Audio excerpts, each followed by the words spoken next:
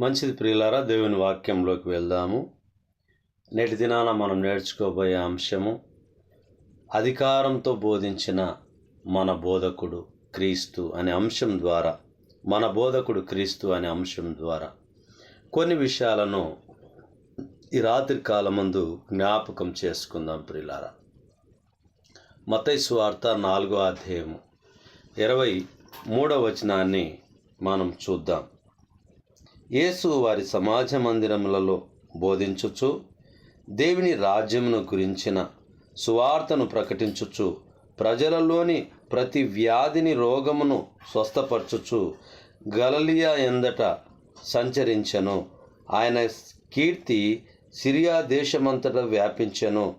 నానా విధములైన రోగముల చేత వేదనల చేతను పీడింపబడిన వ్యాధిగ్రస్తులందరినీ, దయ్యము పట్టిన వారిని, చంద్ర రోగులను, పక్షవాయువు గల వారిని వారు ఆయన ఎదుకు తీసుకొని రాగా ఆయన వారిని స్వస్థపరిచెను. యేసు వారి సమాజ మందిరంలో బోధించుచు దేవుని రాజ్యమును గురించిన సువార్తను ప్రకటించుచు. ఎందుకొరకు యేసుక్రీస్తు ప్రభువారు బోధకునిగా ఆ బోధిస్తున్నటువంటి మాటల్ని మనం చూస్తూ ఉన్నాం ప్రియులారా.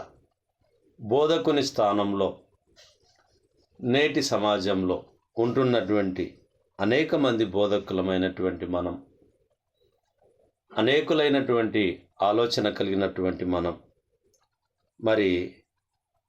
క్రీస్తు ఏ విధంగా అయితే అధికారంతో బోధించగలిగారో మనం కూడా అధికారం కలిగినటువంటి వారిగా దేవుడిచ్చిన అవకాశాన్ని సద్వినియోగం చేసుకొని బోధించే వారిగా మనం ఉండాలని చెప్పి దేవుని వాక్యం మనకు తెలియపరుస్తూ ఉన్నది. బోధకునిగా ఉండాలి అని అంటే క్రీస్తు ఇచ్చినటువంటి, దేవుడిచ్చినటువంటి అధికారం, బైబిల్ గ్రంథం, పరిశుద్ధ గ్రంథం ఏదైతే మనకు చెప్పబడుతూ ఉన్నదో దానిని మనము క్రమంగా నడుచుకోవడానికి మన వంతుగా మనము ప్రయత్నాన్ని చేసేవారిగా మనం ఉండాలి. అలాగునే 5వ అధ్యాయము మొదటి నుంచి కొన్ని వచనాలని మనం చూద్దాం. కొండ మీది ప్రసంగము గురించి ఇక్కడ రాయబడి ఉన్నది. ఆయన ఆ జనసమూహములను చూచి కొండెక్కి కూర్చుండగా ఆయన శిష్యులు ఆయన యొద్దకు వచ్చిరి. అప్పుడు ఆయన నోరు తెరిచి ఇలాగు బోధింపసాగెను. ఆత్మ విషయమై దీనులైన వారు ధన్యులు, పరలోక రాజ్యం వారిది. దుఃఖపడు వారు ధన్యులు, వారు ఓదార్చబడుదురు. సాత్వికులు ధన్యులు, వారు భూలోకమును స్వతంత్రించుకొందురు. నీతి కొరకు ఆకలి దప్పులు గల వారు ధన్యులు, వారు తృప్తిపరచబడుదురు. కనికరం గల వారు ధన్యులు, వారు కనికరము పొందుదురు. హృదయ శుద్ధి గల వారు ధన్యులు, వారు దేవుని చూచెదరు. సమాధానపరచువారు ధన్యులు, వారు దేవుని కుమారులనబడుదురు. నీతి నిమిత్తం హింసింపబడువారు ధన్యులు, పరలోక రాజ్యం వారిది. 2వ వచనం. అప్పుడు ఆయన నోరు తెరిచి ఇలాగు బోధింపసాగాను. ఏ విషయాలను బోధింపసాగిండు? ఎంత గొప్ప అద్భుతమైనటువంటి మాటల్ని బోధింపసాగిండు. ఓ మానవులారా, ఈ విధంగా మీరు జీవిస్తే, ఈ విధంగా మీరు నడుచుకుంటే మీకు కలగబోయేటటువంటి పరలోక సంబంధమైనటువంటి ధన్యత గురించినటువంటి విషయాలను ఇక్కడ యేసు ప్రభు వారు మనకు బోధించిన విషయాలు. మొట్టమొదట 3వ వచనం చూసినప్పుడు ఆత్మ విషయమై దీనులైన వారు ధన్యులు, పరలోక రాజ్యము వారిది. 4వ వచనంలో దుఃఖపడు వారు ధన్యులు, వారు ఓదార్చబడుదురు. సాత్వికులు ధన్యులు, వారు భూలోకమును స్వతంత్రించుకొందురు. నీతి కొరకు ఆకలి దప్పులు గలవారు ధన్యులు, వారు తృప్తిపరచబడుదురు. కనికరము గలవారు ధన్యులు, వారు కనికరం పొందుదురు. హృదయ శుద్ధి గలవారు ధన్యులు, వారు దేవుని చూచెదరు. సమాధానపరచువారు ధన్యులు, వారు దేవుని కుమారులు అనబడుదురు. నీతి నిమిత్తం హింసింపబడు వారు ధన్యులు, పరలోక రాజ్యం వారిది.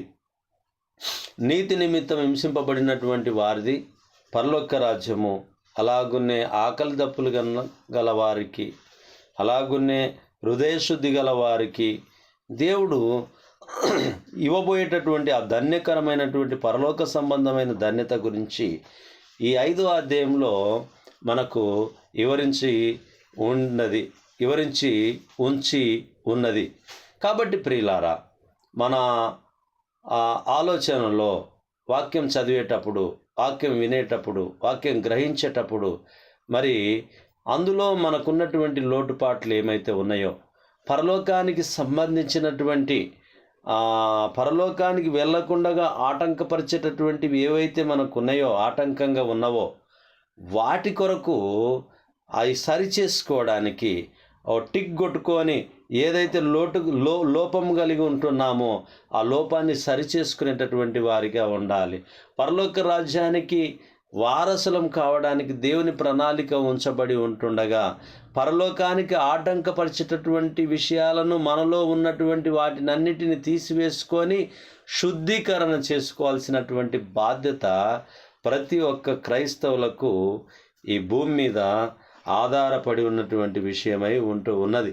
ఎందుకు ఈ విషయాలన్నీ కూడా మనకు ధన్యకరమైనటువంటి విషయాలన్నీ కూడా మనకు జ్ఞాపకం చేస్తూ ఉన్నాడు. నీవిలా ఉండొద్దు నాయన, నీవిలా ఉండొద్దు నాయన, నీవిలా చేయొద్దు నాయన, ఇలా ఇబ్బంది అని అన్ని విషయాలను, మానవుల్లోనున్నటువంటి లోటుపాట్లన్నిటినీ ఈ 5వ అధ్యాయంలో ఎత్తి చూపి ఉంచి ఉన్నారు. పరలోక రాజ్యం కావాలి అని అంటే మీలో ఇవల్ల ఉండాలి అని చెప్పి దేవుని వాక్యము బోధిస్తూ ఉన్నది.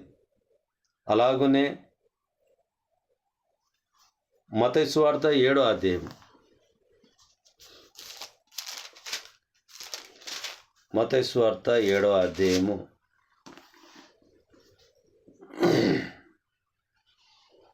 28-29 చదువుకుందాం. యేసు ఈ మాటలు చెప్పి ముగించినప్పుడు జనసమూహములు ఆయన బోధకు ఆశ్చర్యపడుచుండిరి. ఏలయనగా ఆయన వారి శాస్త్రుల వలె కాక అధికారము గల వాని వలె వారికి బోధించను. శాస్త్రుల వలె కాకుండా అధికారం గల వానిగా వాక్యాన్ని బోధించినట్టుగా మనం చూస్తున్నాం. చాలామంది ఆశ్చర్యపోయారు.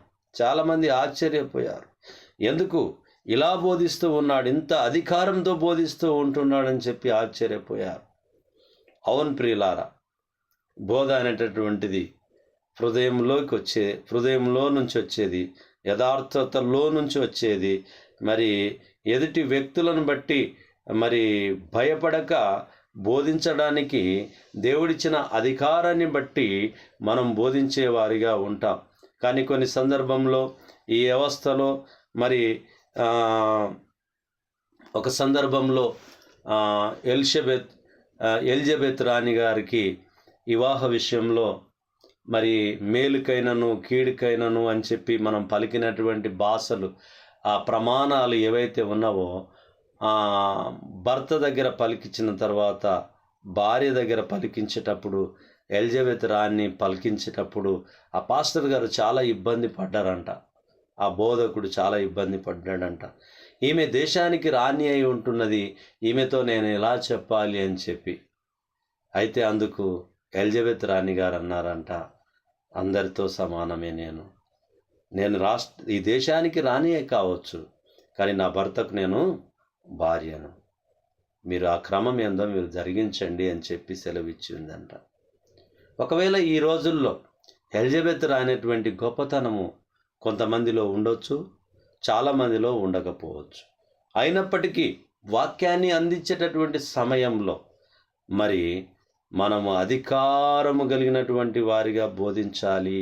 దేవుని వాక్యము ఉన్నట్టుగా బోధించాలి అని చెప్పి దేవుని వాక్యం మనకు తెలియపరుస్తూ ఉన్నది. ఏలయనగా ఆయన వారి శాస్త్రుల వలె కాక అధికారం గల వాని వలె వారికి బోధించాను. అధికారం గల వాని వలె క్రీస్తు బోధించి ఉన్నాడు. మార్కు సువార్తకు వెళ్దాం ప్రియులారా. మార్కు సువార్త 6వ అధ్యాయము 34వ వచనాన్ని చూద్దాం. గనుక యేసు వచ్చి ఆ గొప్ప జన సమూహంను చూచి వారు కాపరి లేని గొర్రెల వలె ఉన్నందున వారి మీద కనికరపడి వారికి అనేక సంగతులను బోధింపసాగాను. చాలా ప్రొద్దుపోయిన తరువాత ఆయన శిష్యులు ఆయన యొద్దకు వచ్చి, ఇది అరణ్య ప్రదేశము ఇప్పుడు చాలా ప్రొద్దుపోయినది. చుట్టుపట్ల ప్రదేశములకును గ్రామములకును వారు వెళ్ళి భోజనమునకైనను కొనుక్కునుటకు వారిని పంపివేయమని చెప్పిరి. అందుకైనా మీరు వారికి భోజనం పెట్టండనగా వారు, మేము వెళ్ళి 200 దేనారములు రొట్టెలు కొని వారికి పెట్టుదుమా అని ఆయనను అడిగిరి. అందుకైన, మీ యొద్ద ఎన్ని రొట్టెలున్నాయి పోయి చూడని వారితో చెప్పాను. వారు చూచి తెలుసుకొని 5 రొట్టెలను 2 చేపలు ఉన్నావని.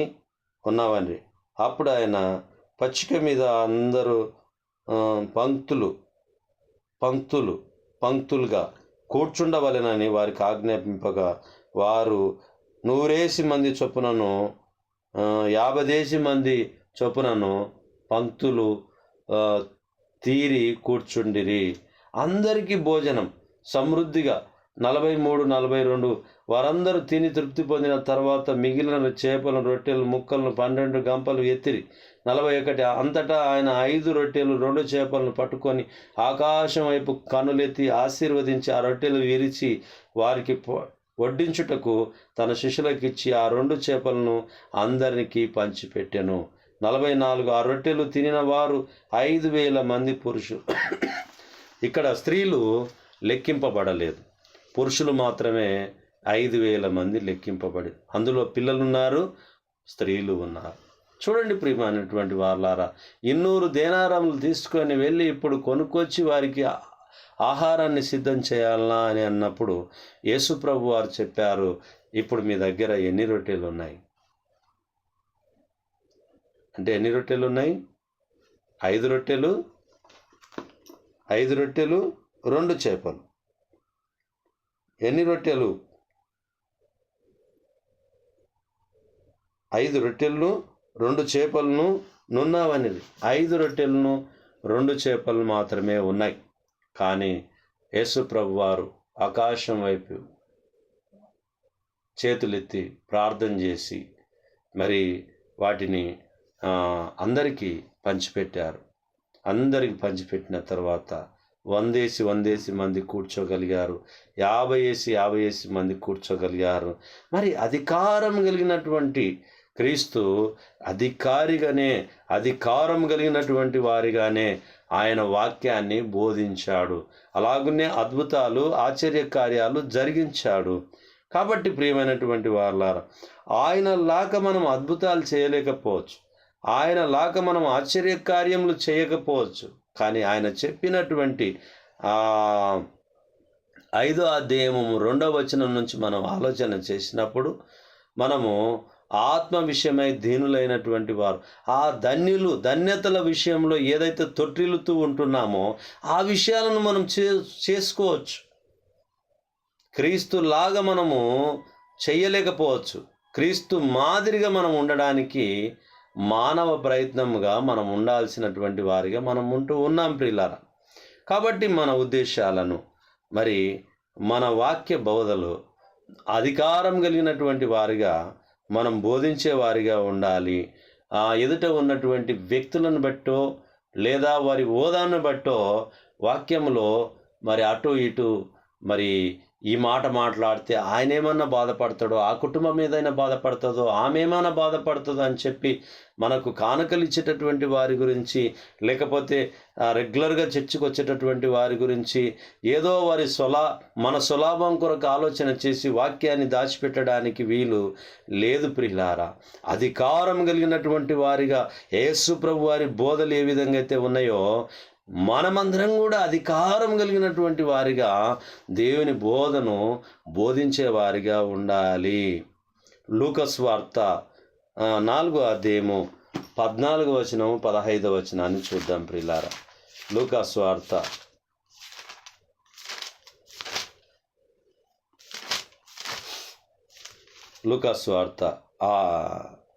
4వ అధ్యాయము 14-15. అప్పుడు యేసు ఆత్మబలముతో గలిలయకు తిరిగి వెళ్ళెను. ఆయనను గురించిన సమాచారము ఆ ప్రదేశమంతటా వ్యాపించెను. ఆయన అందరి చేత ఘనత నొంది వారి సమాజ మందిరంలో బోధించుచూ వచ్చెను. ఆయన ఘనతకు అర్హుడు యేసు ప్రభువారు. కాబట్టి ఆయన ఘనత నొందడానికి అర్హుడు. ఆయన ఘనత ఆయనకి ఇవ్వాల్సినటువంటి వారిగా మనం ఉంటూ ఉన్నాం. కానీ బోధకుని స్థానంలో ఉండి మనం ఘనతకు ఆశించకూడదు. ఎందుకు అనంటే యేసు ప్రభువారు ఒక గాడిద మీద ఎక్కి ఉంటున్నారు. యేసు ప్రభువారు వచ్చినప్పుడు జయము కలుగును గాక ప్రభువునకు అని చెప్పి మరి కేకలు వేశారు. ఆయనకు స్వాగతం చెప్పారు. మరి ఆయనకు ఆహ్వానం చాలా గొప్పగా చేసి ఉంటున్నారు. అయితే గాడిద అనుకున్నది, నేను పోయినప్పుడు ఇంత గొప్పగా చేశారు కదా అని చెప్పి మళ్ళీ ఒకసారి అటువైపు వెళ్ళిందంట.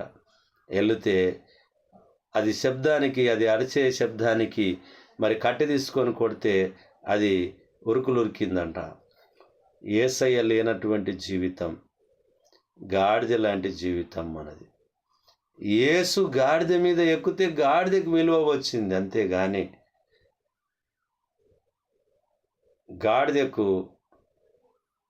గాడిద ఉపయోగపడ్డది దేవునికి. కానీ మరి మహిమ, ఘనత, ప్రభావములు కలగాల్సింది యేసు ప్రభు వారికి మాత్రమే కలగాలి.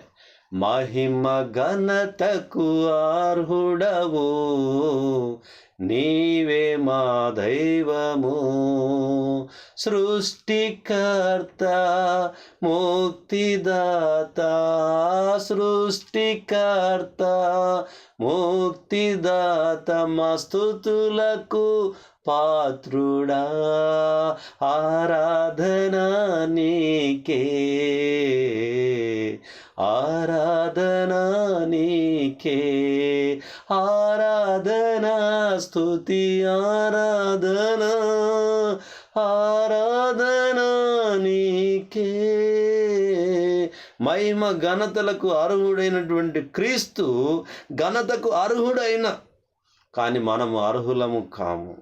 మనం పనివారమై ఉంటున్నాం, మనం కొద్దివారమై ఉంటున్నాం, మనము చెప్పిన మాట వినేటటువంటి వారమై ఉంటున్నాం, విశ్వాసాన్ని కాపాడుకునేటటువంటి వారిగా ఉంటూ ఉన్నాం, క్రీస్తు బోధన అంగీకరించేటటువంటి వారిగా ఉంటున్నాం, ఆయన అధికారంలో పనిచేసేటటువంటి వారిగా మనం ఉండాల్సినటువంటి వారిగా ఉంటూ ఉన్నాం. అది మనం జ్ఞాపకం చేసుకోవాలి. దేవుడిచ్చిన అధికారాన్ని మనం దుర్వినియోగం పరచుకోకుండా, నిర్లక్ష్యము చేయకుండా, దేవుని యందు దేవుడు చెప్పినటువంటి మాటల్ని బోధించడానికి అధికారం గల వారిగా మనం బోధించాలి. కానీ ఘనత, మహిమ, ప్రభావములు క్రీస్తుకు మాత్రమే చెందాలి. అది బోధకునిగా నీకో నాకో ఎవరికి చెందాల్సినటువంటి అవసరము లేదు ప్రియులారా. ఎందుకంటే ఆయన తన స్వరక్తాన్ని ఇచ్చి సంపాదించుకున్నటువంటి సంఘాన్ని కాయుటకు కాపరిగా నిన్ను ఉంచి నీ రక్తం కార్చలేదు ప్రియులారా, నా రక్తం నేను కార్చలేదు. కార్చినది పనికిరానటువంటి రక్తంగా ఉంటూ ఉన్నది. క్రీస్తు పరిశుద్ధుడు కనుక నిష్కలంకమైనటువంటి రక్తం చేత మన యొక్క పాపములన్నిటిని, మానవాళి పాపములన్నిటిని కూడా సిలువ మ్రాను మోసి మన పాపములను ఆయన క్షమించి ఉంటూ ఉన్నాడు. ఒక్క మారే ఆయన సిలువ మరణం పొంది మన పాపములన్నిటిని క్షమించి ఉన్నాడు. అవును ప్రియులారా, నేను పాపినని ఒప్పుకుంటే చాలు, హృదయమందు విశ్వసిస్తే చాలు, యేసు ప్రభు అని ఒప్పుకుంటే చాలు, మనము మన జీవితంలో మరి గొప్ప ఉల్లాసము, ఉత్తేజం మనకు కలుగుతుంది ప్రియులారా. నిజం ఒప్పుకోవడం వల్ల చాలా హ్యాపీగా ఉంటుంది ప్రియులారా. కాబట్టి అందులోకి వెళ్ళి మనం బయటపడాలి.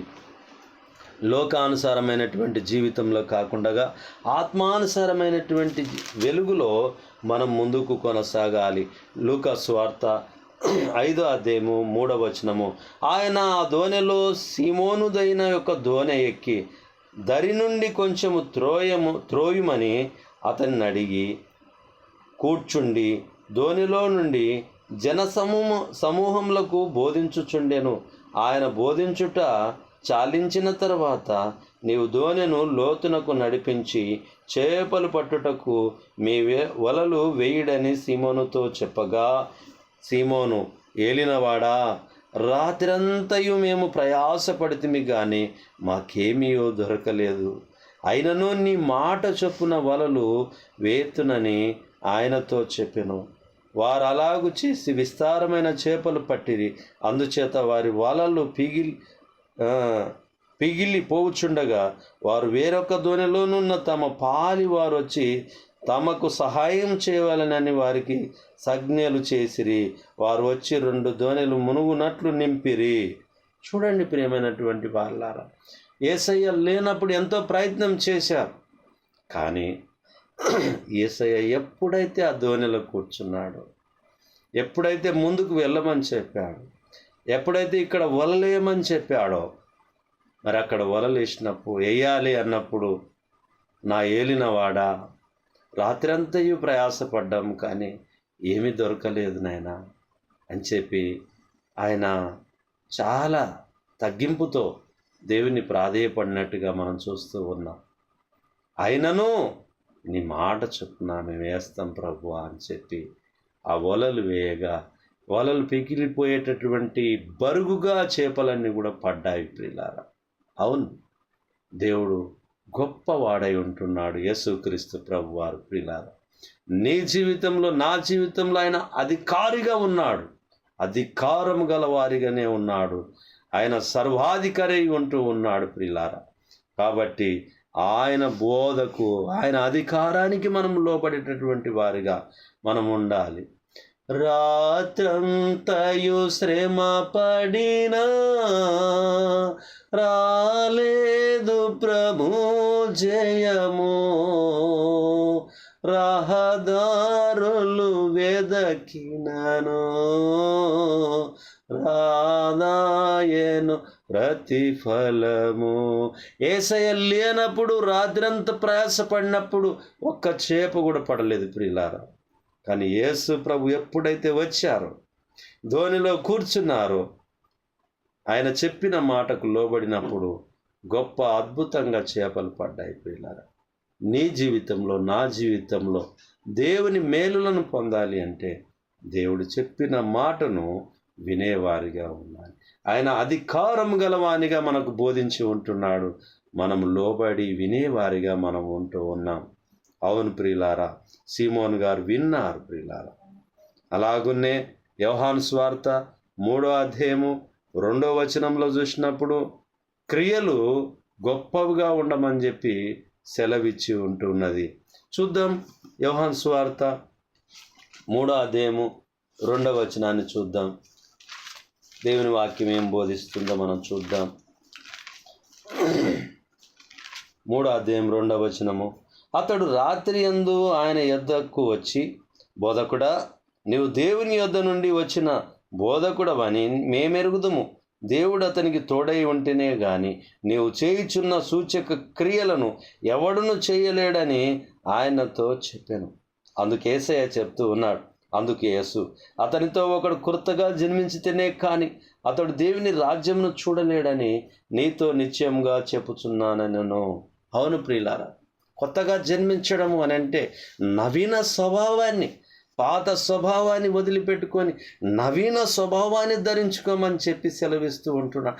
మారు మనసు పొందమని చెప్పి దేవుని వాక్యం తెలియదు అధికారిగా చెప్తూ ఉన్నాడు ప్రియులారా.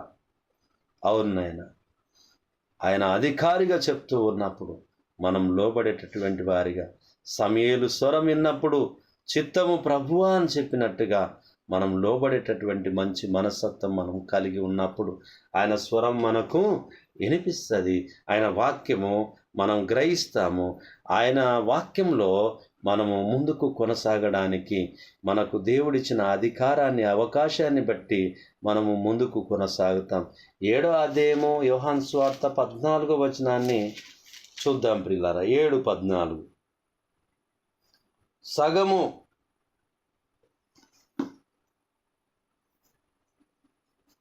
సగము పండుగ అయినప్పుడు యేసు దేవాలయంలోనికి వెళ్ళి బోధించుచుండెను.